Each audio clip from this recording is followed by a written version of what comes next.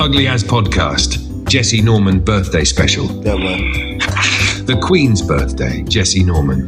Today we raise the mic for a black queen whose name they tried to bury, but whose voice shook opera houses and presidents. Jessie Norman wasn't just a singer. She was thunder in silk, fire in melody, a storm that the whitewashed halls of opera weren't ready for. She was born in Augusta, Georgia, 1945, in the dirt of Jim Crow South, and still rose so high the world couldn't look away. But here's the ugly truth. They don't teach you about her in your history books. They want you to think opera was all white powdered wigs and German names. Nah, Jessie stepped on stage and snatched that spotlight from every dusty racist who said a black woman couldn't sing Wagner.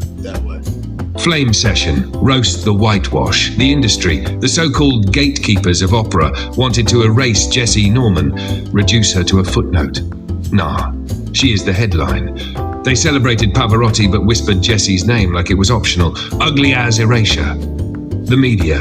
When she passed in 2019, the headlines gave her one-liners. Opera singer dies.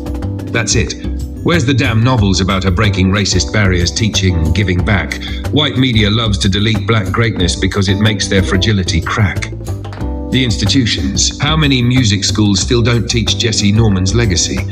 You're still stuck on Mozart 101 while ignoring a black queen who dominated the global stage. Ugly as syllabus. Burn it. Jessie's real impact. First black woman to dominate Wagnerian roles on world stages. Sang at Clinton's inauguration in the '96 Olympics. The world heard her power. Built the Jessie Norman School of the Arts in Augusta for kids who couldn't afford lessons. White folks erase that part because it shows who's really investing in the next generation. Earned Grammys, National Medal of Arts, Kennedy Center honors, and still stayed unbought, unbossed. Ugly As Podcast Raw Take. Today, on Jessie Norman's birthday, we turning all the way up.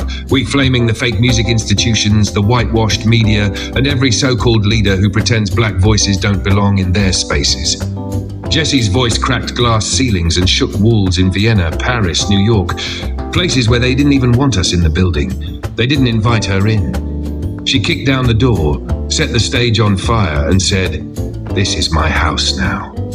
So to the white ugly as erasers who thought you could delete her name, nah, we're resurrecting it, carving it into the wall with lightning. Jessie Norman forever.